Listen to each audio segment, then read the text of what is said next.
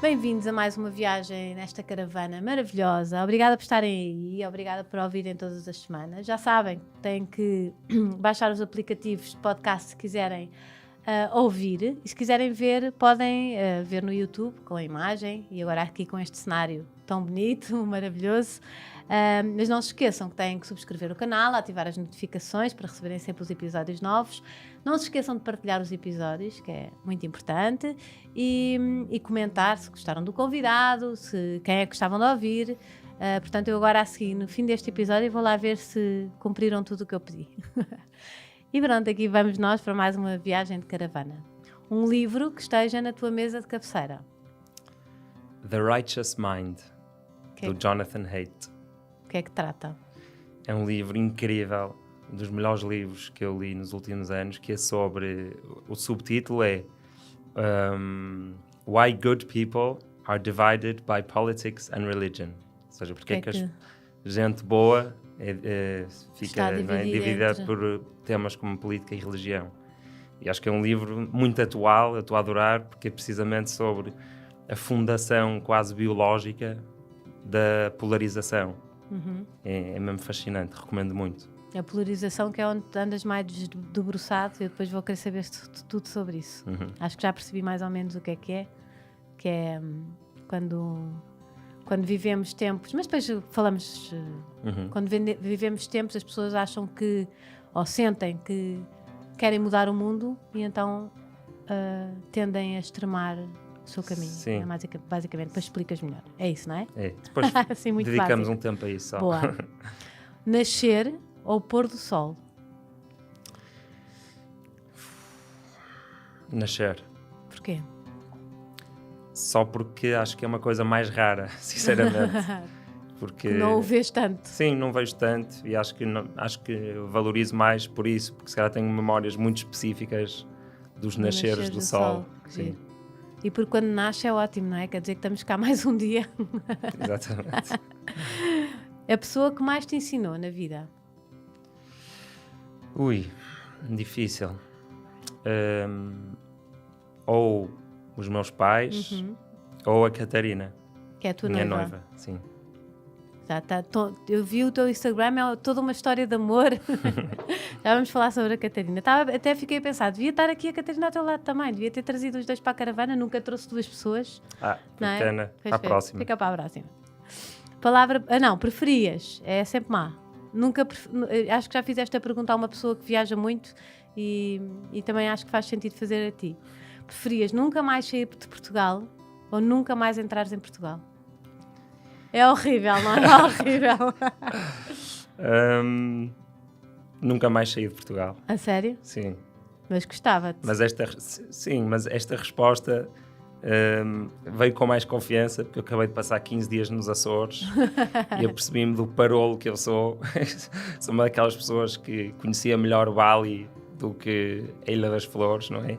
Sim. Tal como muitos lisboetas conhecem melhor Paris do que o Porto. E tu mais porque viajaste muito, não é? Sim. E Portugal é gigante. Tem muito para se conhecer e é o país com a melhor comida do mundo, para mim. Exato. E as mulheres mais bonitas do mundo. Acho que não é preciso sair e agora com a quarentena, acho que muita gente se vai voltar com a quarentena, quer dizer, com isto do Covid, muita gente se vai voltar e voltou-se nestas férias a descobrir que nós temos, não é? Temos visto tanta coisa bonita. Eu tenho visto tantos sítios giros no Instagram que as pessoas estão a descobrir. Sim. É maravilhoso. Eu até acho que conheço bem Portugal, mas não conhecia bem os Açores e foi mesmo uma chapada na tromba. Tiveste em que ilha? Nós decidimos fazer menos ilhas, mais tempo. Então tivemos essencialmente uma semana no Pico e uma semana nas Flores. Depois lá um dia e meio norte, até do meio. Sim, São Miguel já tínhamos estado os dois. Sim.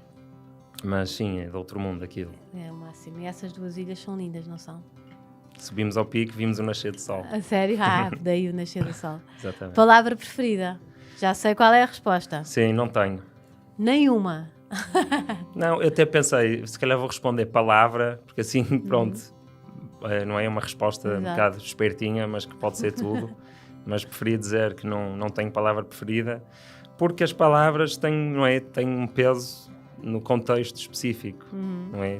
O primeiro é não me dar uma palavra, mas pronto, mas eu vou aceitar. sei lá, um sim pode ser incrível e um não pode ser incrível, não é? E Verdade. sei lá, num teste de gravidez, um X pode ser incrível, como um X num outro sítio qualquer pode ser terrível. Então é difícil para mim dizer assim uma palavra preferida, depende muito do contexto. Exato. Nasceu em 1987, no Dia das Mentiras, em Bedford, no Reino Unido, onde viveu os primeiros 8 anos de vida. Em junho de 99 foi para Moçambique. É licenciada em Física e tem um mestrado em Nanotecnologia, que eu também quero saber muitas coisas sobre isto, que levou um ano para a Bélgica e outro para a Holanda. Se estiver a dizer alguma coisa mal, podes interromper. A sua paixão pela filosofia levaram-na a envolver-se no movimento do altruísmo eficaz. Teve aulas com o Dalai Lama. Aliás, tem uma fotografia com o Dalai Lama. Trabalhou nas obras na Austrália, não é? Que tu disseste, fui trolha. Sim. E em 2017 fundou o Kolkata Monsoon. Ajuda-me. Kolkata Relief, agora é só Kolkata Relief. Porque o Monsoon é de monções, não é? Kolkata Relief, um projeto sem fins lucrativos que já ajudou mais de 7.000 famílias sem abrigo nas ruas de Calcutá, através da distribuição de um kit composto por um plástico para proteção da chuva, lá está por causa das monções, uma rede mosquiteira, um livro infantil e um kit de primeiros socorros, certo? Motivo também pelo qual faz desde 2018 parte do grupo de reflexão sobre o futuro de Portugal, que ajuda o Presidente da República a estar mais ligado às ideias de gente fazedora e sem vínculos partidários nem políticos. Está noivo, já dissemos, é um apaixonado pela vida, tem muitos hobbies, como a produção de filmes, escrita, viagens, e a música é uma das formas onde agradece donativos generosos para o seu projeto, que é tocar mini-concertos de citar, que não é cítara. Ora bem, é já difícil, vamos lá, espera, em casa. Preparem-se que esta vida dava um filme. Tenho a honra de ter hoje na caravana Tomás Magalhães. Obrigada por vires. Obrigado eu pelo convite. É mesmo uma enorme honra. Eu vi uma palestra tua que fiquei de boca aberta e já agora se puderes dizer às pessoas como é que as pessoas podem ver essa palestra, vão já espreitar. É o que de verdade importa. Ora bem, Está no YouTube? Sim. Se escreverem o que de verdade importa Tomás Magalhães, devem encontrar, por isso. Vão lá. A sério, muitos parabéns, porque disse mesmo, eu mostrei ao meu marido e ele disse, tem que ir à caravana. Eu sei. Porque é uma palestra incrível, mas eu vou tentar trazer tudo o que tu te levaste para lá, para aqui, porque quero guardar aqui também nesta viagem de caravana. Pronto, e então, o que é que nós estávamos a falar? Citar? De citar. Pronto, a cítara é uma palavra... Eu ia fazer a tradução e depois percebi que não é igual. Pois, eu não faço a tradução precisamente porque cítaras há muitas. Há, por exemplo, uma cítara iraniana, há uma cítara afegã, há uma cítara portuguesa, que nós chamamos de guitarra portuguesa. Então, quando se diz cítara, pode ser muita coisa. Só que quando se diz citar, normalmente, não é, quem é do mundo da música e destas coisas, percebe logo que é a cítara indiana, talvez porque a Índia foi uma colónia inglesa, qualquer coisa assim, mas foi por isso que eu também deixei de dizer cítara e passei a dizer citar, porque dentro da gíria do pessoal que toca esses instrumentos fica mais claro. Eu estou de rastos de não teres, porque estás de férias, não é? Não trouxeste, aquilo é muito grande. Mas vou tentar, enquanto tu contas mais coisas sobre a tua vida, descobrir aqui e pôr aqui um bocadinho a tocar, a ver se ouve. E então, vou começar do princípio. Nasceste no Reino Unido mesmo. Bedford. Porquê? O que é que os teus pais estavam lá a fazer? fazer? Meu pai foi para lá fazer a licenciatura, depois casou com a minha mãe, depois fez um mestrado, depois fez um doutoramento. Sim, foi ficando. Foi ficando. E depois montou uma empresa, era professor de robótica lá na universidade. Sim. E acabou por montar uma empresa e pronto, foram saindo filhos. Exato, tu és o terceiro rapaz. Sim, sou o terceiro. Ainda há mais, já vamos lá contar tudo. Mas és em terceiro, depois tens mais uma irmã e depois já vamos falar sobre isso, que é mesmo gira. E então, e do Reino Unido depois o que é que aconteceu? Depois a minha mãe já estava há muito tempo fora e com muita vontade de voltar, e o meu pai já estava a ver que estava perto de vender a empresa. Estou a pôr aqui um bocadinho. Isto é extraordinário. Já agora... Sou eu ou não sou? És tu. Bem me parecia. É na Casa da Música? É no no fim da tua palestra. Posso-me servir um bocado de água? Claro que sim. Obrigado. Eu sirvo. E então, se calhar vou baixar aqui um bocadinho isto, ficamos só com isto de fundo. E pronto, o meu pai estava, acho que devia estar a perceber que estava perto de vender a empresa, então nós mudámos para Portugal. Obrigado. E pronto, e nessa altura o meu pai vivia entre Portugal e Inglaterra e depois efetivamente vendeu essa empresa e ficámos em Portugal, assim, mais permanente. Em Portugal. E depois de Portugal? Depois, a história da minha vida, metade da minha vida é um bocado a história do meu pai, não é? Então o meu pai, como tinha vivido em Moçambique... Essa história é muito gira. Sim, o meu pai tinha vivido em Moçambique e conta que quando saí, os meus avós mandaram o meu pai e os meus tios para o Porto, quando estavam na idade de ir para o liceu. E o meu pai tem uma história que é que estava no avião com 14 ou 15 anos para vir para Portugal e que se começou a emocionar pela partida e que se prometeu a ele próprio que um dia ia voltar ali para ajudar os amigos dele. Então, fast forward... Porque viviam mal os amigos dele, porque há aquelas dificuldades dificuldades e corrupção e educação não é melhor, não é? Pronto. E eu estou a imaginar uma criança de 14 anos, não é? Que dor. Veio de avião, não é? Sim, os amigos dele eram todos de lá. Sim. E então depois passaram esses anos todos e depois disso veio 25 de Abril e depois a fábrica ficou meio nacionalizada por Moçambique, mas uma parte era de um banco, essa parte não sei muito bem. E mais ou menos na altura em que o meu pai vendeu essa empresa que montou em Inglaterra, essa fábrica apareceu à venda. Que é a Textáfrica, que era a maior fábrica têxtil da África subsaariana, se não me engano. E o meu pai tinha uma proposta para ser CEO da empresa que tinha comprado dele, uma empresa americana, e os meus pais já tinham ido lá ver escolas e tudo, e lembro-me de nos trazerem uns livrinhos de matemática como ela era nos Estados Unidos, para fazermos uns testes, e de repente mudou tudo. O meu pai falou com a minha mãe, para tudo que está fiz uma promessa aos 14 ou 15 anos, quero comprar a Textáfrica. Então comprou, pôs aquilo a funcionar, e foi por isso que nós mudámos para lá. Pronto, acabou por ser 6 meses, mais ou menos. Já eram os 4? Sim. Porque tens uma irmã. São 3 rapazes e depois tens uma irmã. Uma irmã 10 anos mais nova. Com que tens ela uma tinha ligação... um ano. Eu estive a ler um post teu maravilhoso que dizes que ela veio mais tarde, não é? E que ela foi a tua primeira noiva, porque queria se casar contigo e vestiam-se e não sei o quê, não era? Sim. Ela tem quanta diferença de ti? 9, 10 anos. Sim, é muita diferença, não é? Então é o bebê. Sim. Que giro. E ela já existia quando mudaram para lá? Sim, tinha um ano. Um ano e meio, acho eu. E depois, que memórias é que tens dessa altura? Muito futebol. Muito pé descalço. Sim, cana-de-açúcar, terra vermelha, sorrisos grandes. Sei lá, muito forte. A África é muito forte. E marcou-te para a tua vida toda? Sim, porque depois aconteceu a tal desgraça, não é? Que foi, a minha mãe foi com outras 2 senhoras portuguesas que também trabalhavam na Textáfrica, ou os maridos trabalhavam, foram fazer uma viagem à África do Sul para ir fazer compras. Em Moçambique não havia coisas assim, não é? Não há compras de jeito, ou pelo menos naquela altura não havia no Chimoio.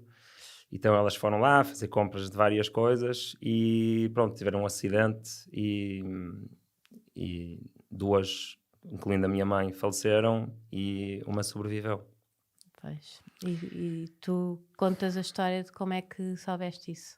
Não é? Como é que te deram essa notícia aos teus irmãos? Sim, o meu pai chegou... Nós estudávamos no Zimbábue, entretanto, porque vivíamos perto da fronteira. Sim, só vinham à sexta-feira, exatamente, não é? Voltávamos ao fim de semana para Moçambique. Pronto, e um dia o meu pai chegou e disse-nos que precisava de falar connosco e contou-nos, e nós fomos nesse mesmo dia, voltámos para Portugal e pronto, foi... Nesse mesmo dia? Sim. Começou nesse mesmo dia a série de viagens que nos levou até Portugal. Sim.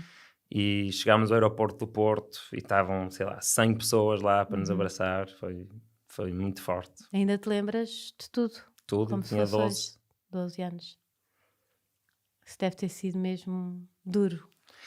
Sim, Foi muito duro, mas não sei, é tão difícil imaginar como é que a vida poderia ter Ser sido, diferente. não é? Não sei, se calhar a minha vida era pior, nós não sabemos. Sei que sinto falta da minha mãe, embora depois tenha tido Depois já vais segunda contar mãe, toda já essa vou contar essa história. Uma palavra madrasta tem aquela conotação, não é? Horrível. Mas sim, é uma coisa que... Eu acho que isso me tornou mais sensível a muitas coisas, como eu conto no que de verdade importa. Que comecei, acho que muito cedo, a pensar na morte e a questionar, não é? A questionar as coisas e tornei-me, se calhar, nihilista, existencialista muito cedo. Sim. E eu acho que isso foi bom. Eu acho que essa parte... Eu acho que neste momento acho que isso foi uma coisa Coisas boa. que não te ocorrem criança se não passares por um Sim. momento assim, não é? E depois, e mesmo se calhar para ajudar os outros e isso, não é? Vem tudo daí, vem muito daí. Sim, talvez. Lá está, não sei. Não sei mesmo que pessoa é que eu seria, não é? Nem o que é que eu estaria a fazer. E depois, o que é que aconteceu? Porque é uma Rita, não é? Sim, é Rita. Há uma Rita na tua vida que não ocupou um lugar, mas trouxe um novo lugar muito importante para vocês. Como é que foi? Conta lá. Sim, então, o meu pai... E o teu pai, que horror, ficou no fundo viúvo, com 4 filhos, num país estrangeiro, a ter que mudar a vida toda, não é? Sim, e mais ou menos ao mesmo tempo, o governo moçambicano, quando meu pai comprou a fábrica, como era uma coisa assim bastante grande, chegou a falar com o ministro da Indústria e não é, o governo sabia que aquilo ia acontecer. E havia umas condições, que era que se pusesse algum tipo de imposto sobre o pano que vinha da China e da Índia, para o pano local, não é? As capulanas, todo o produto até esta África, conseguir competir e poder dar aquele emprego àquelas 3.000 pessoas, mais os empregos, não é? Que criava à volta da fábrica, que era as escolas, que era, sei lá, tudo ali à volta. As lojas, não é? Passa a haver poder de compra e aquela vila ressuscita. Só que, infelizmente, como Moçambique e a África em geral, ou muitos países da África, têm um problema grave de corrupção, nunca mais acontecia, e o que acabou por acontecer foi que, num espaço muito curto de tempo, o meu pai ficou... A fábrica foi à falência, a mãe dos filhos morreu e perdeu o dinheiro todo que tinha ganho aqueles anos todos em Inglaterra. Então como é que a vida muda tanto de um dia para o outro, não é? Sim, e o meu pai é uma história de superação mesmo, porque ele depois conheceu a Rita, apaixonaram-se. E ela tinha alguma ligação já à vossa família, não é? Sim, a Rita é filha mais velha da irmã mais velha da minha mãe, por isso já era minha prima. Já era a tua prima. Sim. E depois tanto ajudou e acompanhou que pronto. Sim, que é uma coisa. Quanto mais prima, mais se lhe rima. Não, mas então, sempre vocês gozam com o vosso pai com isso. Quanto mais prima, mais se lhe rima. Não, ele é que goza. Ele é que diz. Sim, ele é que goza. E é uma coisa pouco usual, não é? Casar com uma pessoa. Quer dizer, historicamente não é. Não é, na verdade não é. Antigamente, pelos vistos, era uma coisa normal. Quando um homem ficava viúvo, casava com alguém da família. Sim, às outra vezes pessoa até com a irmã. Família. Exato. Mas nos dias de hoje é assim uma coisa um bocado estranha. Mas pronto, eles... Mas ela foi porque estava a ajudar, não é? Foi se aproximando. Porque... Sim, nós sempre tivemos uma relação ótima com a Rita. Sim. Tipo, sempre foi a nossa prima que nos mandava cartas de Portugal e que nos dava gomas e que nos levava à praia quando nós vínhamos de férias para Portugal. E pronto, teve ali mais do que ninguém quando nós voltámos. E pronto, passado algum tempo, meu pai apaixonou-se, ela apaixonou-se e casaram. E vocês acharam estranho ou às tantas já estava tudo apaixonado? É difícil explicar o que é que eu senti, porque eu lembro-me quando meu pai me contou que ia casar com a Rita, eu só chorava. Claro, eu percebo agora eu penso nesse momento e penso, eu estava a chorar porque estava com medo, estava, tipo, por tudo, não é? Porque tudo é muito emotivo. Ou estava a chorar porque estava com medo que a minha mãe fosse esquecida. Exato, ou estava a chorar de felicidade, não é? Era tudo muita juntos. coisa. Sim, não dá para explicar. Sim. Não há palavra também para explicar isso. Sim, não é? exato, é complicado. Pois é. Mas acabou por ter uma importância muito grande na tua família, não é? Sim, para o teu pai, para importantíssima. vocês. E depois, o teu pai não ficou por aqui, era? Exato, viram mais 4. 4 filhos! E então tu tens mais quantos quais é a 5. idade deles? Ui, vão ficar mesmo chateados comigo Não por não sabes? saber. Não, sei. Acho que sei. A Sofia tem 23. Sim. Depois o Luís, que é o primeiro filho da Rita, tem 18. A Mariana tem 17 ou 16. Sim. O Martim deve ter para aí 12 ou 13. O Manel, 6 ou 7. Sim, isto é incrível, não é? Porque Sim. de 4 passam a 8. Portanto, uma coisa péssima que às tantas também traz coisas ótimas. A vida é mesmo uma caixa de surpresas, não é? Uhum. E depois, aí vieram para Portugal, tiveram... O teu pai arranjou trabalho cá e voltou à sua vida normal e não sei o quê. Como é que foi? Sim, lá está. Por isso é que a história dele é uma história incrível de superação, porque depois pegou numa empresa que era uma empresa muito pequena de software. Acho que o meu avô era sócio e um tio meu também era sócio. E pronto, já tornou essa empresa numa empresa incrível, líder mundial em software para recursos humanos. Que giro. E tu, depois cá, o que é que fizeste? Estavas Fui cá? para a escola. Para onde? Lá no Porto? Sim, nessa altura estava no OBS, Colégio Inglês do Porto. Fiz até ao 9º, depois secundário no Garcia de Horta, e depois Física. Física. Como é que apareceu a Física na tua vida? O que é que... Física... Eu sempre adorei a Física pela mesma razão, acho eu, que adoro Filosofia, são assim perguntas grandes. Eu gosto de perguntas grandes, embora saiba que quase nunca tem resposta. Mesmo na Física nós achamos que descobrimos alguma coisa. Por exemplo, quem não é físico não percebe isto. Quem não é físico acha que nós já percebemos a gravidade, por exemplo, porque já temos uma fórmula para ela e conseguimos prever, não é, com essa fórmula, o movimento dos astros. Só quer ser mais um porquê. Que é, ok, mas porquê que esta fórmula funciona assim? Porquê que existe esta atração? É infinito, não? Sim, e depois há a dilatação do espaço-tempo, não é? Então, pronto, é por causa da dilatação, quando há uma massa grande, ela dilata o espaço-tempo e isso faz com que haja gravidade. Ok, mas porquê? Porquê que uma massa distorce não é? A matéria que criou o universo? Mas pronto, é sempre infinito. E nisso é muito parecido com a filosofia. E as perguntas todas, quando se vai ao fundo da física, são as mesmas que da filosofia. O que é nanotecnologia? Nanotecnologia é tecnologia de coisas muito pequeninas. Pode ser tanto na biologia, como pode ser na eletrónica, como pode ser na física. Um nanómetro é 10 elevado a menos 9 metros. Por isso é dividir 1 milímetro num milhão. Sim. Sim.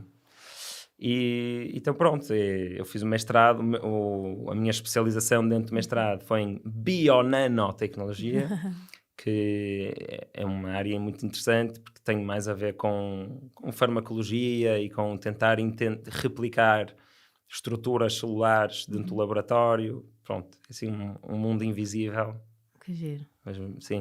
Mas eu apercebi-me nesse ano que me correu muito bem, porque esse projeto onde eu estava foi publicado na Nature, que é a revista, a Nature Science de maior impacto. Sim. Toda a gente quer ter. Exato, lá mas apercebi-me que não tinha muito a ver com a minha personalidade, porque é muito lento. E pronto, e acho que eu senti que não gostava o suficiente daquilo, porque eu via as pessoas que já estavam lá há mais tempo e que adoravam aquilo, e elas nos tempos livres estavam tipo a ler papers de coisas relacionadas e estavam, não é? Tipo, mesmo e o que é que tu lias? Eu lia Orhan Pamuk, eu lia ficção. Sim. E jogava futebol e ia para a noite. Estavas noutra mesmo. Sim, mas não é só isso, se calhar iria na mesma para a noite e jogaria na mesma futebol, mas eu percebi-me que não era para mim. Exato. E então pronto, reformei-me da física tipo, no ponto mais alto, que foi na publicação da Nature. Exato. Está feito. Está feito. Exato. Está feito, agora vamos lá ver o que é que eu quero mesmo fazer. E então, o que é que descobriste depois disso? Pronto, eu tinha uma ideia para montar uma empresa, que então voltei para Portugal. Eu estava indeciso, tinha poupado algum dinheiro no mestrado, porque tive bolsa, tinha tudo pago, as propinas todas pagas e ainda recebia tipo um salário praticamente por ser estudante. Antes da crise de 2008. A Europa ainda tinha mais mãos largas, não é? Sim. E o eu tempo tinha poupado, das vacas gordas. Exato, tinha poupado algum dinheiro e estava a pensar em estudar cinema, porque sempre gostei de fazer filmes e sempre gostei de storytelling, não é? E depois tive uma ideia para um negócio e pensei, não, pronto, vou tentar montar este negócio. Se correr bem, tipo, fixe, não é? Vou ter mais liberdade financeira para prosseguir este tipo de coisas. Se correr mal, daqui a um ano vou fazer o que ia fazer na mesma, não é? Vou estudar cinema ou vou ver o que é que vou fazer a seguir. Então acabei por montar essa empresa, que depois era uma ideia que não tinha muito a ver, mas depois se transformou numa empresa que ainda existe até hoje, já tem 8 anos, que faz passatempos SMS para operadoras móveis. Que giro. E continua? Sim, continua. Que giro. E depois o que é que fizeste? Mas isso não parou por aí, porque isso é só uma coisinha na tua vida. Sim. Tu fazes montes de coisas. Como é que quer saber tudo? Calcutá, Dalai Lama, quer saber tudo. Sim, então, depois... Trolha na Austrália, não era? Sim. Houve aqui outro momento da minha vida que acho que é importante contar, que é, eu depois, também em 2014, montei uma empresa, era mais uma página de Facebook, era Invicta Drones, que fomos mais ou menos pioneiros nos drones. Sim, nas filmagens com drones. Só que depois eu, como tinha essa empresa e o meu sócio tinha outra e havia muito desemprego em Portugal, rapidamente fomos encostados para cantos. Só que como fomos os primeiros, ainda correu muito bem e fizemos muitos trabalhos. E depois, em 2015, consegui comprar um apartamento em Matosinhos, pus no Airbnb e apercebi-me que o dinheiro que eu ganhava com esse Airbnb era suficiente para eu ter as coisas assim básicas, importantes da vida, que era para pagar uma renda, dinheiro para ir ao supermercado, um bocado de gasolina, não é? Assim, o mínimo. Eletricidade, água. Exato, as coisas assim, não é básicas, porque básicas são outras, mas pronto, básicas que para mim eram suficientes. Sim.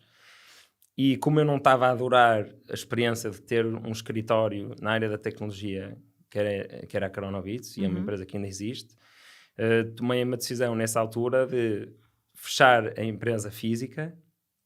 Na altura era eu, 3 programadores full-time e depois tínhamos algumas pessoas assim mais, não é? Tínhamos um designer e contabilista, essas coisas todas. E eu, como não era feliz no meu dia-a-dia a ir para aquele escritório, não era uma coisa que me apaixonasse, e como tinha não é? Consegui essa almofada financeira, que não era muito grande, do apartamento de Matosinhos, decidi, tenho que ter coragem, não é? Porque não quero ser uma daquelas pessoas que fica 30 anos a fazer uma coisa que não gosta. Isto. Exato. Não, acho que não há idade para isso. Acho que nunca se deve ficar preso. Sim, mas quando és muito novo, quer dizer... Sim, ainda se deve sentir mais, claro, sim. Então, tomei essa decisão, que não foi nada fácil. Porque havia muita gente e... Sim, não. Um era estágio profissional, estava quase a acabar, outro era estágio académico, só um é que tive mesmo que falar, mas ficou o meu programador na mesma remotamente. Ou seja, tudo continuou, só que eu trabalhava de onde tivesse, ele também, e já não havia aquela cena de eu ter que estar lá, porque eu era o líder e eu tinha que motivar. A obrigação. E eu acho que não tenho muito jeito para motivar quando eu não estou motivado. Sim. Acho que sou um mau ator nesse sentido. Ou se calhar nem sou assim tão mau ator, mas não me sentia bem. Tipo, a dizer, vamos lá, equipa. Sim, e não sai naturalmente. Mas eu não me sentia nada motivado com aquilo. Então aí é que eu parti. Aí é que foi mesmo um momento em que eu parti à procura de outras coisas. Não é? Tipo, encontrar aquela combinação mágica de alguma coisa que eu gosto de fazer, que seja útil para a sociedade, que se calhar até dê dinheiro, mas dê para não viver, sendo isso. mas... Sim. Então eu sempre gostei muito de ler e já li mais, não é? Antes de ter Instagram e Facebook. Exato, infelizmente, não é? Todos nós. Mas agora tem um truque que é incrível, então, que custa 20 euros, que Sim. é ir a uma loja qualquer, pode ser uma loja de chineses, por 20 euros ou 10 compra-se um despertador, deixa-se o telefone na sala a carregar. Isto não é uma ideia minha, eu descobri na internet. E a cama e o quarto passa a ser um sítio sem ecrãs. Sim. Ou seja, passa a ser um sítio de leitura, de diálogo e não é tipo... Há uma coisa que acho que só se vê na Amazon, que é uma caixa, já para tudo. nós queríamos muito, vamos juntar uns dinheirinhos para comprar, também não é assim um exagero, mas pronto, mas é cara, em que tu metes o tempo, imagina, vou estar 3 horas sem o meu telemóvel, pões os telemóveis todos da casa no coisa e aquilo não abre nem por nada, só ao fim das 3 horas ou das horas que tu... Sabes? Tipo, Sim. para os miúdos, comandos de PlayStation, não sei o que, acho que era ideal e estamos muito a estudar aquela caixa, que é espetacular. Sim, se calhar para quem tem filhos isso é fácil, super porque útil. eles estão sempre a fugir e a levar-te, os comandos, tu tiras os comandos, mas quando dás por ti já estão lá outra vez. E assim toda a gente cumpria. Sim, mas para o meu relacionamento, meu próprio, com o telemóvel, eu acho que essas coisas não funcionam. Já experimentei essas aplicações. Sim. E eu acho que pode funcionar, mas depois não muda o hábito, sim. Não muda. Eu acho que isso não muda realmente as coisas. É só mais para as crianças, eu acho. Sim, eu acho que aí faz mais sentido, sim. Mas senão é aquela coisa que estamos a ser ditadores de nós próprios, sim. Em vez de sermos... Nós temos mesmo que mudar alguém nós. Exatamente. Não é? Para a coisa acontecer. Sim, mas pronto, fizemos aqui um desvio. Exato. Não faz mal, a caravana desvia muito. Estava a dizer, sempre gostei de ler muito... E não sei como fui parar. Sempre gostei de fazer voluntariado, sei lá, fui animador nos grupos de jovens em Cristo Rei. Aliás, foste animador de uma convidada que teve cá, sim. Não é? Que descobrimos depois, da Rita. E já tinha feito rondas de sem-abrigo no Porto e sempre vi valor em ocupar o tempo dessa forma. E depois descobri uma coisa que se chama altruísmo eficaz. Pronto, e li muito sobre aquilo e envolvi-me naquilo e ainda estou envolvido. E o que é o altruísmo eficaz? No fundo é juntar o coração à razão. Por exemplo, vamos imaginar que há uma ONG que treina cães para cegos, sei lá, na Noruega, assim, num sítio que seja muito caro, não é? Tudo. E nós temos duas hipóteses. Podemos doar, vamos dizer, 20 mil euros. Temos 20 mil euros, ganhamos no Totobola e estamos a sentir-nos generosos. Então, temos as 20 mil euros e queremos fazer um donativo. E o que é que o altruísmo eficaz diz? Diz, pá, não sigas só o teu coração.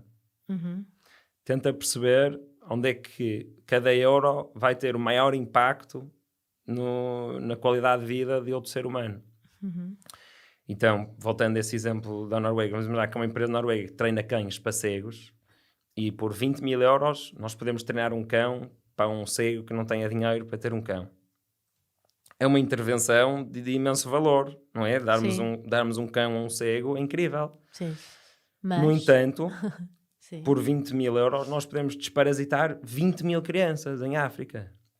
E há estudos, não é? E o altruísmo eficaz, lá está, tem esta parte muito racional de medição de impacto que mostram que desparasitar essa criança, tipo, muda tudo, essas crianças muda tudo naquela sociedade, porque passam a poder ir mais à escola, porque os pais podem trabalhar, ao não ficarem doentes, os mães também podem trabalhar, assim, uma série de coisas.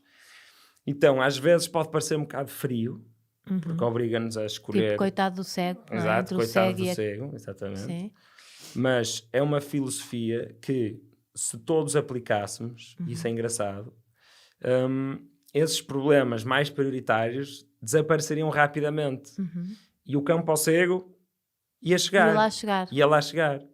Só que, lá está, parte daquela premissa que talvez seja discutível, mas parte daquela premissa de se estamos numa situação em que podemos salvar uma vida ou salvar 10 vidas, qual é a coisa correta, não é? Qual é que escolhes? Se nós valorizarmos todas as vidas igual, faz sentido, acho eu, salvar as 10.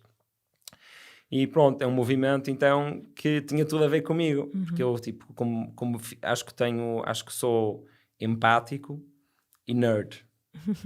Tipo, gosto de números e sistemas e resolver problemas. Então, não é? Está ali naquele quadrante. Conflui sim, tudo. E o altruísmo eficaz é um bocado isso. E é um movimento muito interessante, porque está cheio de pessoas que pensam a fundo sobre as coisas, não é? Até sobre as suas próprias motivações. Depois eu acabei por me afastar um bocado não é afastar um bocado. A minha organização em Calcutá, eu acho que é de altruísmo eficaz. Sim. Mas não me identifico com tudo, e isto é normal dentro da comunidade. Porquê? Porque quando se pensa desta forma, tipo, demasiado matemática, começam a acontecer coisas como alguém faz umas contas e descobre que se a inteligência artificial ficar demasiado forte, que pode ser um perigo para a humanidade e pode criar muito sofrimento, ou tipo Matrix, não é? Pode tomar conta do mundo. Então, alguém faz umas contas e convence que a intervenção que pode salvar mais vidas futuras é nós investirmos agora milhões de dólares em ter, tipo, 100 programadores num quarto a tentar que a inteligência artificial não fique maldosa. E aí, algo em mim diz que, pá, não está certo. Porque estão muitas pessoas a passar fome agora. E eu valorizo mais o sofrimento atual do que o sofrimento futuro.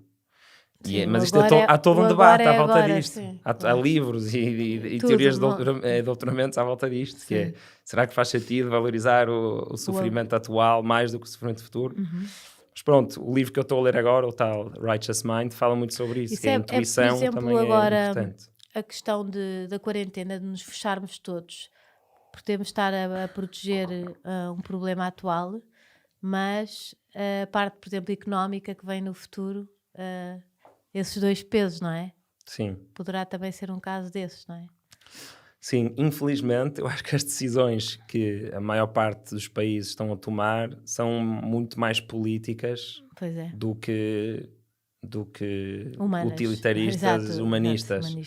Porque têm muito mais a ver com a pressão que a população cria, não é? sobre os assuntos.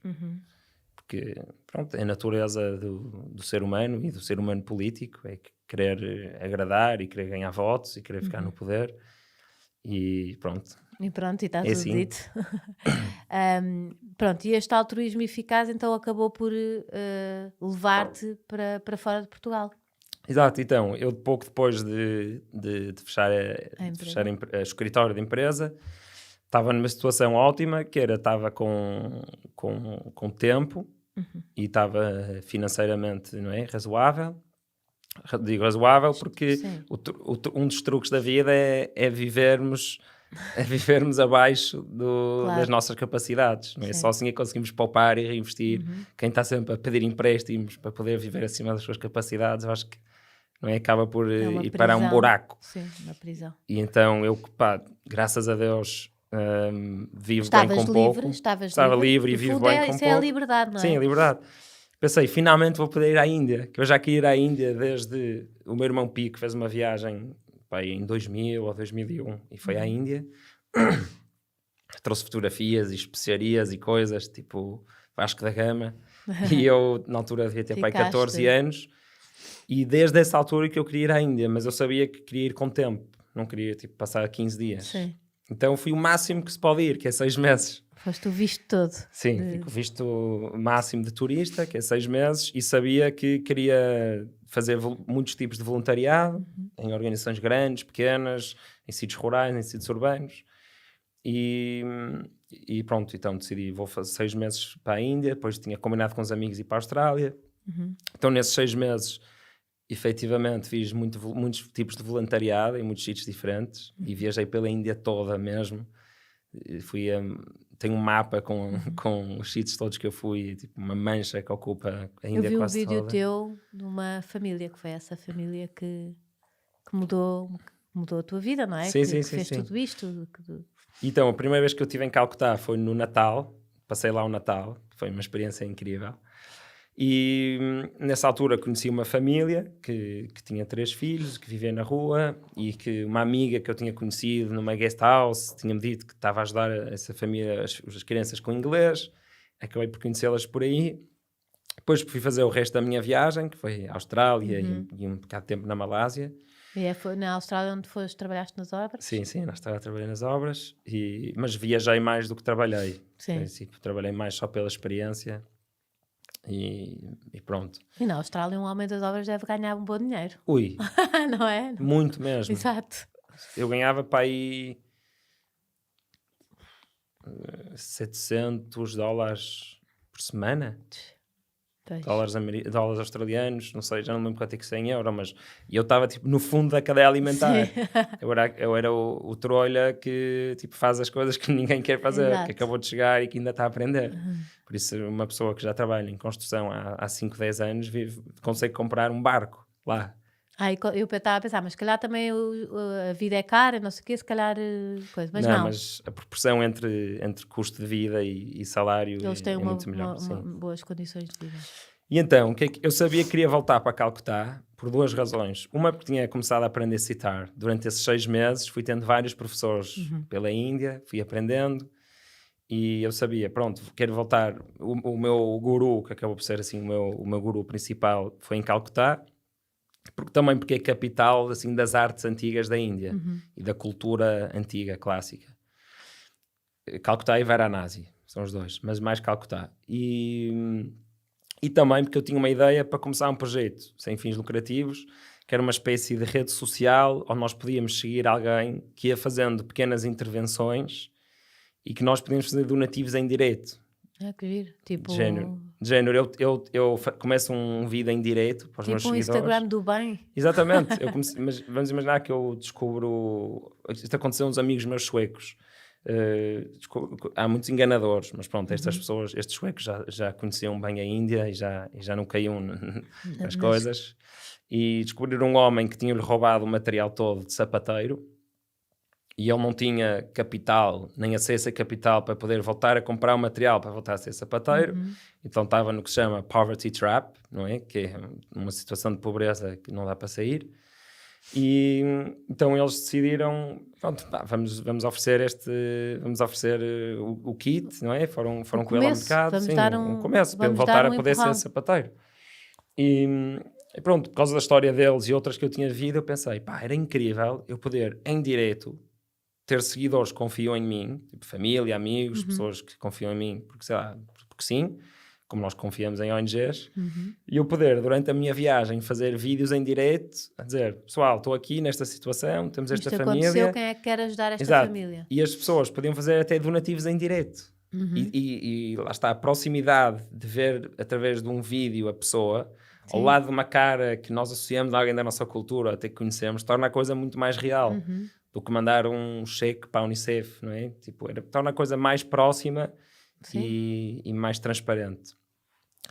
Então, estava com esta ideia, queria testar esta ideia. Já estava, tipo, sei lá, no avião a voltar para Calcutá para este último mês da minha viagem. Não, depois não foi o último mês, depois fui um mês para o Irão. Mas pronto, penúltimo mês. Estava a pensar como é que eu vou fazer, se calhar vou criar um evento de Facebook e estava tipo, a planear testar isto.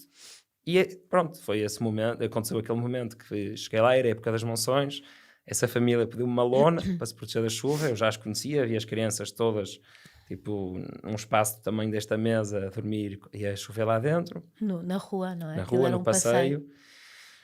E disse, claro que sim, não é? Quanto é que isso custa? Lá me disseram o preço, fui com um amigo meu ao mercado, comprei a primeira lona, depois cheguei ao pé da mãe, não é? A Pooja, que é o nome dela, dei-lhe a lona e houve qualquer coisa no olhar dela que eu percebi que ela não estava 100% satisfeita. Mas ela a fazer cerimónia não queria admitir, não é? Mas eu disse, não, mas estás à vontade, diz-me, escolhi a Desculpa, não queres errada. pôr os fones? Pode ser. Está a ver até agora sem fones? Sim. Eu não reparei. Vê lá se não é muito melhor. É muito melhor. É estranho ao princípio. Até parece que estou num podcast. Não é preciso cortar. Até parece, não é? Sim, desculpa. Mas acho que vais ter muito mais conforto assim. Sim. Não é? Que bom. Não é? Desculpa, não tinha percebido que não estavas com fones. Sim. E então pronto, cheguei com essa lona e percebi que algo não estava bem. Coisa? E pronto, lá consegui convencê-la a admitir-me o que é que não estava bem e ela disse-me, esta lona os ratos comem. E isso para mim foi um momento mesmo, sei lá, um momento mesmo de relativização da minha vida e dos meus problemas, não é? Tipo, quando o problema das pessoas é que estão a levar com chuva e alguém lhes compra uma lona que não é lona perfeita, porque os ratos que vivem com eles comem aquilo. Pronto, era uma lona género saco do IKEA. São aquelas, não é? E não podia ser aquela. Não podia ser aquela.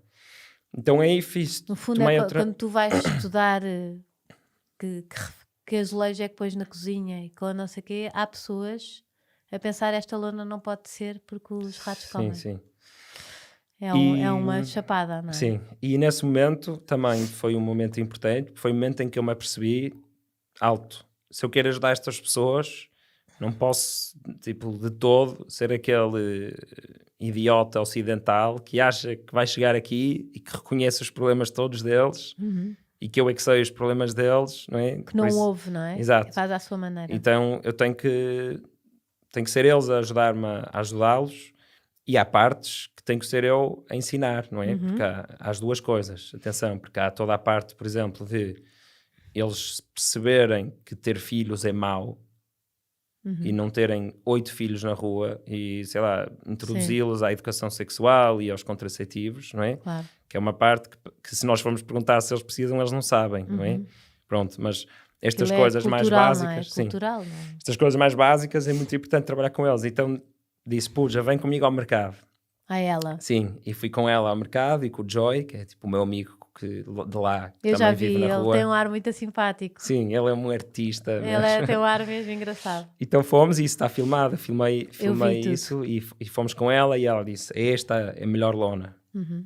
Então comprei logo 20, porque havia muitas outras famílias naquela rua em situação semelhante, e aí pensei, não é? Ajudei essas 20 famílias e pensei, caramba, há tipo milhares e milhares de famílias destas, uma lona custa 2 euros, que é o preço de um croquete ou de uma tacinha de termossos. Exato. Por isso vou falar a pessoal em Portugal para ver se me querem ajudar a fazer isto. Ou seja, foi muito natural para mim. Já vinha com estas ideias do projeto, mas foi muito natural. E depois, acabou por vir ter contigo. Exato. E depois com a Pooja e com o próprio Joy, que viveu muitos anos na rua, e com outros sem-abrigo, perguntámos, olha, o que é que vocês mais precisam? Isto. Muitos diziam rede mosquiteira. Então começámos a oferecer também uma rede mosquiteira. Depois o livro, eles nunca diziam, mas eu, entretanto, já conhecia bem a Índia e os problemas dos Dalit, que são esta casta mais baixa que costuma ver na rua. E um dos problemas é que não há escola pública para toda a gente. É demasiada gente. Sim. Então, a maior parte das escolas públicas tem um teste de entrada aos 5, 6 anos, e quem entra são os que, pronto, já sabem algumas letras, ou já sabem contar, ou assim. Então, para tentar nivelar um bocado a igualdade de oportunidade destas crianças de rua, decidimos dar um livro, que é um livro que tem para aí 15 páginas, e que tem... que é tipo iniciação a algumas sim, matérias, alfabeto inglês, alfabeto hindi e bengali, que são... Hindi é a língua oficial da Índia toda, bengali é daquela região, tabuada, alguns bons costumes... Pronto. Eu adorei os bons costumes. Sim, é importantíssimo, porque nada salva vidas como lavar as mãos antes de comer. Exato. Agora nós lavamos mais as mãos, sim, mas percebe-se a importância, porque temos esse medo, mas lá eles têm coisas piores que o Covid muito mais presentes e não lavam as mãos, muitas vezes, não é? Nem tem onde lavar, se calhar. Sim, não, tem. Isso tem, porque há assim água pública e assim. E depois o quarto elemento foi o kit de primeiros socorros, que foi uma coisa que pouca gente disse que era importante, mas que nós, lendo alguns artigos científicos sobre a pobreza dos sem-abrigo, e também eu a falar com um amigo meu indiano, que é o Naresh, que é muito mais velho e que percebe muitos destes assuntos, decidimos incluir. Porquê? Porque eu já tinha estado a fazer voluntariado na Madre Teresa e eu via demasiada gente a chegar lá às casas. Tu que dizes que a Madre Teresa é a coisa mais incrível que... Sim, é espetacular. Pois eu também já quero falar sobre isso. É espetacular. Há muitas críticas à Madre Teresa e algumas vão de fazer sentido, mas acho que só indo lá é que uma pessoa percebe direito. O que eu estava a dizer? O kit de primeiros socorros. Porque acontece muito na Índia, as pessoas, sei lá, tropeçarem e rasparem o pé, ou cortarem o dedo, ou uma picada de mosquito, que vão deixando infectar. E como são pobres e não têm tanto conhecimento, só vão parar a um sítio assim, uma das casas de Madre Teresa ou um hospital público, quando daquilo já só dá para amputar. Que horror. Então eu vi coisas horríveis nas casas da Madre Teresa. Tipo, vê-se coisas sinistras de pessoal que tem o pé podre, a cheirar a morto, e a chorar, e não é? Dar-lhe anestesia e tentar perceber o que é que quase sempre a amputar. Então pronto, começamos a dar um kit de primeiros socorros e a tentar explicar às pessoas, olha, não é? Eles sabem desinfetar, porque todos já viram, mas não têm o hábito e não querem gastar dinheiro nisso, não é? Porque têm que dar de comer aos filhos. E tu davas filhos. o kit e davas um curso? Não, infelizmente não havia tempo para dar o curso. Não, mas explicavas como é que normalmente reuníamos as Sim. pessoas e eu não é? Porque eu não falo hindi Exato. nem bengali, dou uns toques. Era o teu amigo? Sim, um dos nossos funcionários ou voluntários locais. Nesse primeiro ano não tínhamos voluntários locais, tipo gente educada, mas nos anos seguintes temos todo tipo de pessoas. Temos tipo um que está a fazer um doutoramento em literatura, temos não é, um que é ator. Juntando. Sim, agora temos voluntários locais. Tu não estás lá, mas tens lá gente a trabalhar para ti. Agora está sido complicado, porque temos... Já vou lá, já explico o que é que estamos a fazer agora, se calhar. Então pronto, começámos a integrar essas 4 coisas. Eu fiz um vídeo para o Facebook a dizer, olha pessoal, estou a fazer isto, podem entregar estes 4 artigos a um sem-abrigo por 5 euros, ou na altura era 4 euros. Siga. E o vídeo ficou assim semi-viral, esse vídeo que eu fiz. E depois pensei, se calhar é melhor começar uma página, em vez de fazer isto da minha página pessoal, como é que eu vou chamar este projeto? Abri o Paint, fiz um fundo amarelo, porque é a cor dos táxis de lá, que eu gosto muito, e escrevi lá com o Paint, com o meu rato, escrevi Kolkata Monsoon Relief, e pronto, depois aconteceu tudo naturalmente, e foi incrível. E chegaste às 7.000 famílias. Sim, e agora já temos nas 7.000 famílias, que são mais ou menos uma média de 4 pessoas por família, são 28.000 pessoas. Como é que uma pessoa se sente? Tipo, 28.000, eu pude mudar um bocadinho da vida, dar um bocadinho mais... Coitados, nem é conforto nenhum, continuam a dormir na rua, mas um bocadinho mais de qualidade a não sei quantas mil famílias. Como é que é possível? Não sei, é, assim é uma coisa que acontece aos poucos, por isso eu não consigo, se calhar já não consigo sentir esse tipo, claro que me sinto orgulhoso, não é? Sim. E há uma parte disto muito boa para o meu ego e tem-me acontecido muitas coisas boas na vida por causa deste projeto, como vir falar aqui, não é? Mas depois sim, também já viste tantas coisas que não dá para fazer a festa, não é? Pois é isso, não, é difícil fazer festa realmente, porque é mesmo uma gota d'água no oceano, mas a nível pessoal é ótimo. Sinto que a minha vida tem significado nessa dimensão, que é a dimensão de utilidade para quem tem menos, e pronto, tem-me trazido muitas coisas boas. Aliás, eu até conheci a Catarina, minha noiva, por causa da Índia. Antes de ir fiz um post a dizer, pessoal, amigos na Índia, dicas, sítios para fazer voluntariado. Sim. E um amigo meu, que é o Afonso Salcedo, que é casado com a irmã da Catarina, escreveu o nome dela porque ela tinha acabado de ir à Índia. Então aí nós falámos brevemente e depois, passado um ano, quando eu voltei da viagem, fomos tomar um café. Para falar sobre a Índia e pumba. E até agora. Agora estão noivos. Sim, agora estamos noivos. Que máximo. E super apaixonados. Que eu acho que isso se nota à distância, é muito bom ver, ainda mais 2 pessoas que juntas mudam, porque ela também está nisto contigo. Sim, eu acho que se não fosse ela, eu não teria tido, se calhar, o mesmo tipo de força para ir lá a segunda vez. Porque a primeira vez estava sozinho. E depois, como eu sou uma pessoa um bocado dispersa, estou a ficar melhor, mas sou uma pessoa de ter muitas ideias e depois estou sempre apaixonado pela ideia mais recente e lá está, se calhar porque também não gosto de ser líder numa coisa em que não estou apaixonado. Sim. Pronto, se calhar o que teria acontecido ao Kolkata era que teria morrido mais cedo, não sei, se calhar ia voltar na mesma, mas senti mesmo que ir daquela segunda vez com a Catarina e foram os 2 da segunda vez. Sim, uma e grande experiência e da terceira. E agora da quarta, que acabou por não acontecer por causa de Covid, mas temos feito o que podemos à distância. E a Madre Teresa, conta-nos só um bocadinho porque é que foste lá parar e o que é que... Porque a Madre Teresa é tipo Cristiano Ronaldo do altruísmo. Do altruísmo. Ou um dos Cristianos Ronaldos. O Bill Gates é outro. Para mim, porque agora há muitos haters do Bill Gates. Mas Sei lá, a história dela é incrível. Ela, depois há umas histórias que se contam que houve um tipo que roubou muito dinheiro e depois fez um donativo para a Madre Teresa e depois as pessoas que tinham sido roubadas por esse senhor pediam o dinheiro de volta e há gente que acha que horrível ela não ter devolvido o dinheiro. Mas, agora para falar de uma crítica específica à Madre Teresa, mas estando lá, eu acho que tomaria a mesma decisão. Porque quando se... Mas isso está aprovado? Aconteceu mesmo? Ou não se sabe? Há muitas histórias sobre isto, por isso, não é? Muitos artigos sobre isto, por isso eu imagino que seja verdade. A tratar pessoas, esse senhor já estava... Não, porque uma pessoa que pode investir num fundo de investimento, que era uma espécie de fundo, esse homem que roubou esse dinheiro às pessoas, sabe que o está a fazer e que existe um risco de perder tudo. Como em qualquer investimento, não é? Eu posso comprar uma ação hoje da Facebook e ela vai à falência e eu fico com zero. Pronto.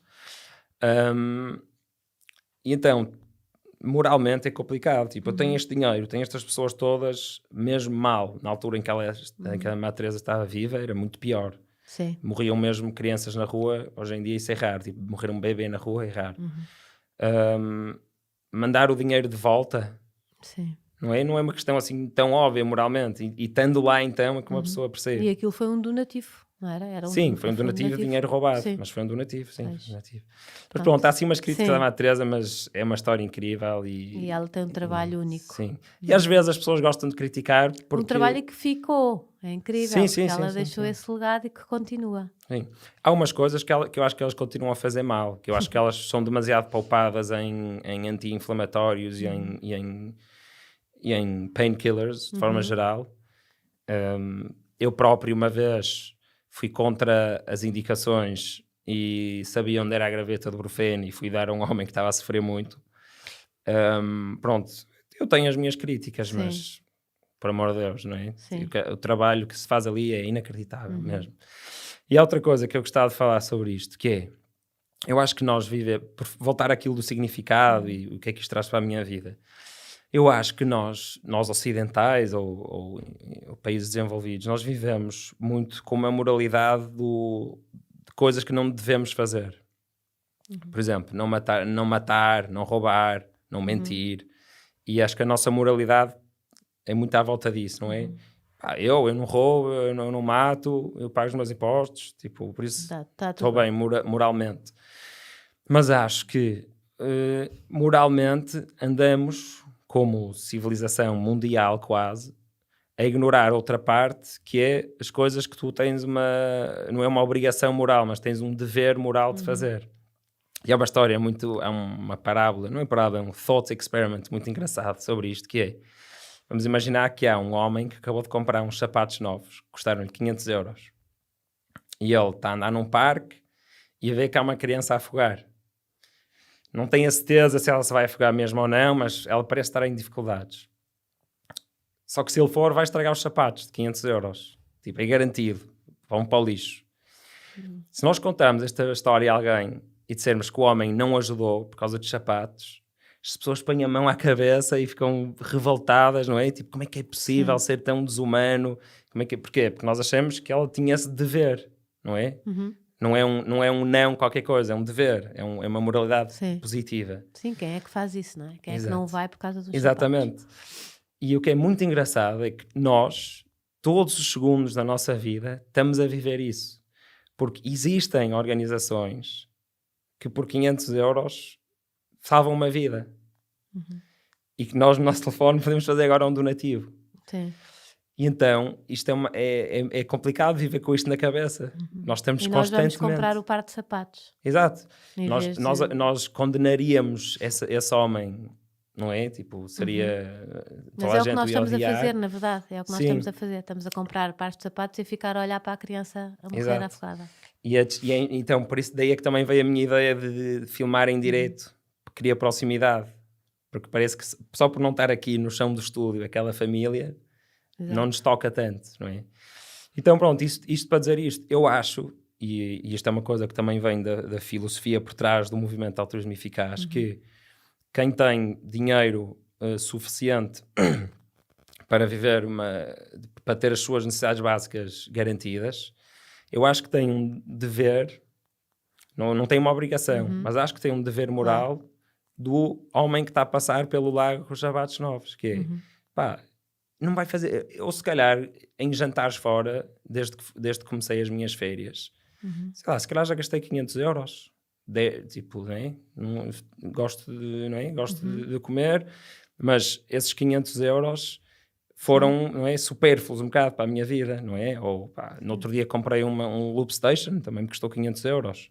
São coisas que eu acho que não nos devemos sentir culpados por fazer essas coisas, não nos devemos sentir culpados por comprar jatos nem iates, mas, pá, o que é que o movimento diz às pessoas? Pá, tenta dar 5% de tudo o que tu ganhas a alguma ONG altamente eficaz, ou 10%.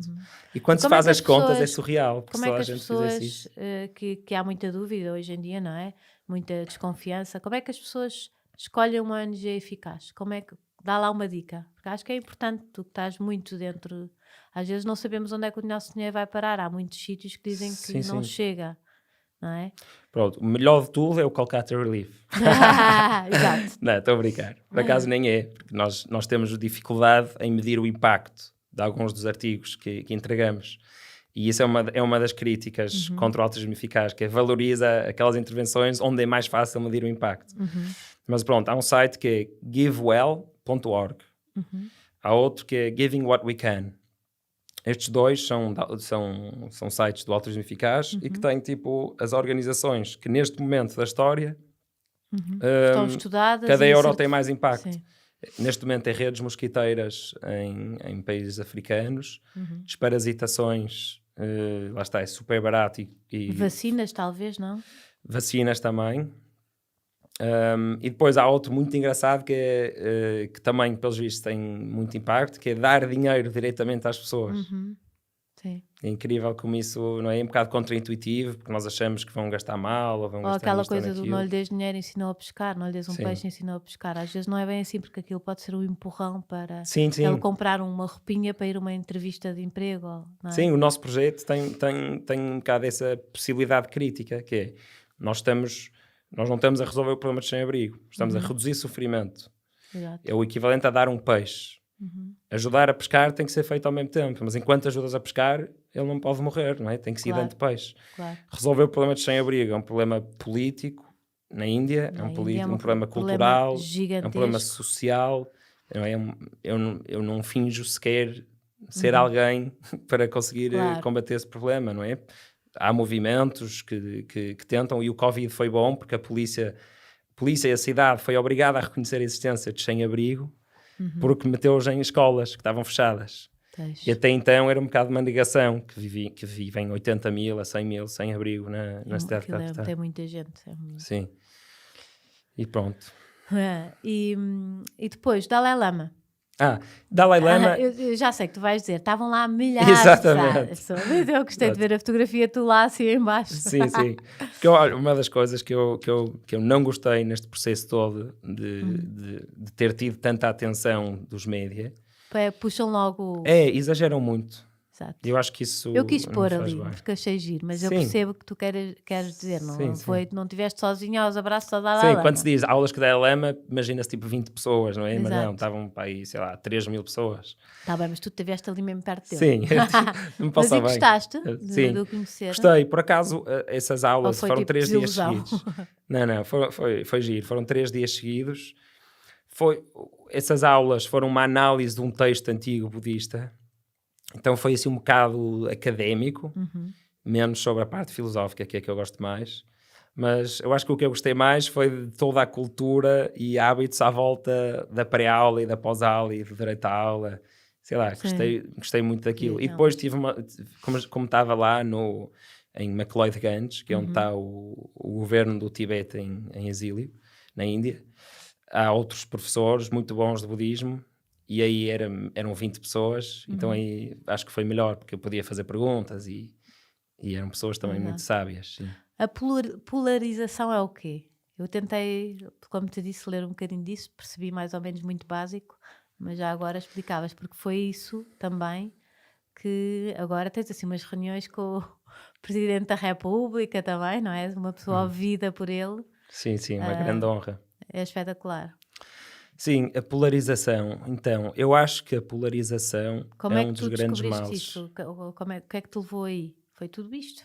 Este Foi teu caminho? ao longo da vida, sei lá, no futebol, vê-se isso. As Uhum, pessoas, quando estão naquele mindset, nós contra eles, uhum, perdem algumas capacidades de raciocínio. uhum, Porquê? Porque estão partes do nosso cérebro, não é? Da nossa biologia ativadas, uhum. que são de guerra. Aliás, uma Sim, vez li que uma claque, não, ir a um estádio de futebol está para a guerra, como a pornografia está para o sexo. pois. Nós estamos ali, tipo, aos berros e é a nossa equipa contra eles. Sim, e E havia isso, se calhar, é saudável. muitas guerras que as pessoas eles ficavam cegos por causa deste movimento de grupo não é? Que Sim, cega, que leva, bora lá todos, pronto, e sim. faziam coisas.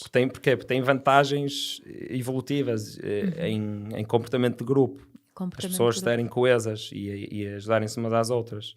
Porque os genes que tinham, o coletivo de genes que tinha mais capacidade de se unir contra outros grupos, foram os genes que prevaleceram.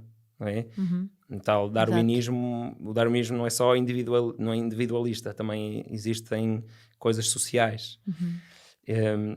Pronto, mas a polarização atual, que não é de estado de futebol, Uhum. é muito pior. Porquê? Porque na política, por exemplo, ninguém acha que é o mal da fita e toda a gente acha que os outros são os maus. Uhum. Eu que cresci, quer dizer, acho que cresci num meio mais de centro-direita, se calhar ouço muitas mais vezes, sei lá, barbaridades sobre o terror e o horror que é a esquerda, Uhum. mas como também tenho um projeto social e estou muito envolvido nessa área, também tenho uma grande parte da minha vida em que são mais pessoas de esquerda, também ouço mesmo sobre a direita, e na psique de cada um, e aí foi isto que eu disse no meu discurso Uhum. recente, todos estão a viver o arquétipo do herói. Ou seja, todos E isso é estão... perigoso Sim, porque. todos acham que estão a fazer o bem, ninguém acha que está a fazer o mal. E enquanto nós não conseguirmos dialogar, quer seja em pessoa, quer seja em comentários do Facebook, partindo da noção que esta pessoa de certeza que é boa pessoa e que quer o bem, igual a mim, mas qualquer coisa da vida dele ou da biologia dele, que está provado que também é biológico até certo ponto a nossa preferência política, Uhum. porque tem a ver com a nossa intuição moral para certas coisas. Uhum. Isso está tudo no livro que eu estou a ler, é mesmo incrível. E se nós conseguimos partir desse ponto, é tudo muito mais fácil. Porque, pá, vou tentar perceber, tipo, vou assumir que ela é boa pessoa, sempre. Vou Uhum. assumir que ela tem ótimas intenções. Tal como o Marx tinha ótimas intenções. O Marx, não é? O Marx queria um mundo E o super... Hitler? O Hitler tinha ótimas intenções, mas eram umas intenções mais darwinistas. Ele era fascinado pelo Darwin. Porquê? Porque ele leu, pelos vistos, leu muito sobre o Darwin e disto dos genes mais fortes e mais fracos. Então, ele queria tornar o mundo melhor através de uma massificação dos genes superiores. Sim. O Hitler queria fazer o mundo melhor. É difícil imaginarmos o Hitler uma boa pessoa, mas eu estou Sim. a tentar. E igualmente interessante e difícil é tentarmos imaginarmos a nós numa Alemanha do século de 1930, humilhada pela Europa e destruída e em condições péssimas. Tu dizias que ninguém se juntou a ele achando que ele era mau. Exatamente. Achavam que ele era bom. Sim. E é um exercício muito útil e importante nós tentarmos perceber: será que eu poderia ter sido um guarda de Auschwitz? Uhum. Será que está assim tão longe? Sim. Será que se eu tivesse passado por aquilo tudo e ouvido aqueles discursos e acreditado tanto nele, não é? E quando digo isto, digo também ser um guarda de um gulag na Rússia, não é? Uhum. Que acho que até matou mais gente do que o Hitler, o comunismo. Pronto, e é isto, eu acho que é isto que falta. E eu acho que isto só se resolve com a educação. Sim. Eu acho que isto só se resolve. Eu tenho todo um plano na minha cabeça, que é: as pessoas não podem sair da escolaridade obrigatória sem ter passado pelo processo intelectual e emocional de acreditar numa coisa, aparecer evidência nova e elas terem a capacidade de mudar de opinião. E há muitas maneiras de fazer isso, que é um professor, vamos fazer um debate sobre o aborto. Quem é a favor e quem é contra, assim rápido, não é? Ou até pode ser em privado, se as pessoas quiserem. Mas ele pode pôr as pessoas a defender a posição oposta.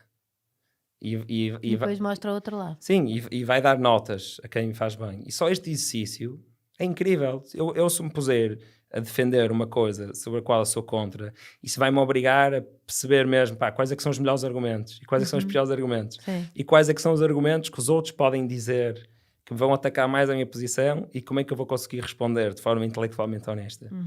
E a Finlândia é um exemplo nisto. Se pesquisarem Fake News Finland, isto é transversal à educação deles, ou seja, eles em português aprendem como é que a linguagem, há uma parte que é sobre a manipulação da linguagem e como é que ela é utilizada para as fake news. Em matemática e em ciência aprendem como um gráfico, ou seja, como o mesmo conjunto de dados pode criar um gráfico que diz uma coisa e outro gráfico que diz outra, ou seja, manipulação visual de dados. E é incrível. Para mim isto era o meu sonho, porque, que em Portugal e no mundo fosse assim. Desenvolves o teu sentido crítico e de não julgar antes de teres todas as provas, não é? Sim, sim. É isso? É isso, é completamente isso. É pensamento crítico, saber pesquisar na internet, saber observar reações emocionais que temos a coisas que vão contra o que nós dizemos. Sim. É uma coisa bastante holística, não é? Mas eu acho que é muito importante e, pelos vistos, a Finlândia está a fazer um trabalho incrível. Porque todas as coisas que têm saído...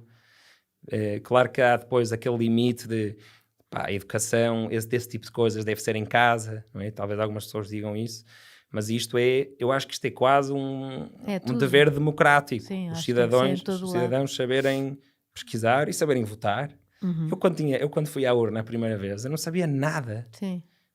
Nada sobre política, ninguém me ensinou. Nós votamos o que os pais votam e o que... Sim. Né? E aos 25 eu continuo também não sabia nada. a ser essa, que não percebe nada de política. Mas... Sim, mas aos poucos eu fui aprendendo por mim. Por acaso, porque tenho um bocado de interesse e porque tenho amigos mais interessados que eu nisso e porque o meu pai, não sei o quê. Só que como é que um país não ensina as pessoas a votar? Só um país que não está interessado em ter uma democracia boa, não é? Em saber tomar decisões, saber ler os programas, seria tudo na mesma. Sim. Seria tudo na mesma disciplina. Escola da vida. Como é que chegaste ao Presidente da República? Recebeste um e-mail? Sim, ou um telefonema. Um telefonema? Sim, foi uma grande surpresa. E gostei muito porque ser convidado para um grupo de fazedores sem vínculos políticos foi perfeito para mim, porque uma das coisas que eu cada vez gosto mais de política, cada vez tenho mais vontade de me envolver na política, e muitas pessoas como eu, e de certeza que muitas pessoas estão a ouvir isto, durante muito tempo senti-me uma espécie de aversão, porque para chegares lá tens que estar lá desde os JS aos 14 anos a dar os abraços certos às pessoas certas. Não há paciência, Sim. não é meritocrático, nada, pronto. Mas isso está completamente errado. É isso que leva à nossa abstinência de 50%, não é? Eu acho que as pessoas devem estar mais envolvidas na política. Mas eu, como ainda não estou de forma assim, não é, vinculada, foi perfeito. Foi uma oportunidade de eu estar com uma figura política que tenha algum poder, não é? Mas que também não é o normal da figura política, eu acho que é assim. Sim, isto foi uma ideia, a ideia foi de Bernardo Pires de Lima, que desafiou o Presidente adorou, o tipo de pessoa acho que foi escolhido em conjunto, e é uma ideia genial, porque o Presidente está rodeado de pessoas de natureza política. Então, para ele é incrível, é por isso que isto está a durar tanto tempo. O mundo de outras maneiras, de repente com estão olhos. lá 20 ou 30 ou 40 pessoas, dependendo. No início dividíamos os grupos, com ideias. São pessoas portuguesas que estão pelo mundo todo, que já fizeram coisas, não é? Acho que a maior parte não é polarizado, precisamente, não tem assim grandes interesses políticos, quer o bem de Portugal e é tech-savvy e está em cima do que está a acontecer no mundo. Então, para um presidente é incrível, porque não é? Estou com pessoas que são do mundo real. Sim, e não só são do mundo real, mas são pessoas tipo, que já fizeram coisas e são portugueses e gostam de Portugal. Eu também lá tive, mas só one shot. Fui lá conversar com ele. Maravilha. Olha, adorei ter-te aqui. Acho que falámos tudo, mais ou menos assim, superficial. Acho que havia muito mais para falar. O que é que a tua próxima viagem? Tu estás a dizer que estavas a planear agora uma coisa nova, um projeto com a tua noiva, para além do casamento, não é? Que foi adiado. Não, queremos ir para Calcutá o mais rápido possível. Vão para lá os dois? Sim, se calhar vamos no Natal. Não podemos ir agora durante o Covid. Então tivemos a trabalhar com uma outra ONG local a fazer distribuição de comida e máscaras. Depois estivemos a trabalhar com os nossos trabalhadores a distribuir lonas pelas vilas deles, porque depois do Covid e da fome toda que estava a acontecer por causa do Covid, veio um maior ciclone dos últimos 20 anos para aquela zona. Então foi horrível. Sim, eu recebi telefonemas dos meus trabalhadores a chorarem e a pedirem-me ajuda e às famílias deles eu tenho mandado do meu dinheiro. Para os kits de comida e máscaras e lonas, tem sido do dinheiro da ONG. Mandámos um e-mail, porque nós adoramos a transparência. Então não fazemos nada sem primeiro dizer à comunidade de doadores. As pessoas sabem exatamente onde é que foi gasto tudo. Ninguém ganha salário. Até ao ano passado eu pagava os voos de toda a gente que vinha de Portugal e este ano não fomos. Então nós valorizamos imensa transparência e a eficácia, não é? Nós queremos mesmo que as pessoas, quando nos dão 5 euros, saibam, não, estes 5 euros eu sei para que é que vão ser gastos, fazendo diferença. E então mandámos um e-mail à nossa comunidade a explicar: aconteceu Covid, vocês têm feito donativos para os kits das monções, agora apareceu esta urgência, se tiverem alguma coisa contra os vossos donativos passados serem usados para isto, avisem-nos. Ou seja, deixamos as pessoas mesmo, tipo, o poder está nas mãos delas. Ninguém nos disse, claro, que não podíamos usar o dinheiro dos kits para estas coisas. E pronto, mas tem sido complicado, não é? Porque dá vontade de estar lá. Dá vontade. Deve ser assim um bocado uma impotência. Mal seja possível irmos, vamos. Vão de lua de mel. Se calhar vamos. Se calhar o início da nossa lua de mel vai ser em Calcutá, para o ano, sim. Mas pronto, as coisas têm corrido bem dentro, não é? Dentro do cenário. Corrido bem, quando digo corrido bem é que acho que temos conseguido ajudar sem estar lá, por causa da nossa equipa. Sim. Como é que as pessoas te podem seguir? Porque agora as pessoas querem ver tudo, para onde é que andas. Então, o Instagram do Kolkata Relief é Kolkata Relief. Com capa, não é? Sim. KOLK. Exato. KOLKATA Relief. O site é kolkatar.org. E o meu Instagram é Tomás Magal. Pois. Sim. Podem ouvir a Cítara. Eu tenho tanta pena de... Já pus aqui um bocadinho. Vamos tentar ouvir mais um bocadinho para eu me despedir. Obrigada por teres vindo.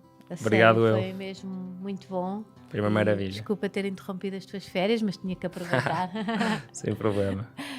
Vou-vos deixar aqui com esta musiquinha, mas não se esqueçam de seguir a caravana, seguir o Tomás, seguir a caravana no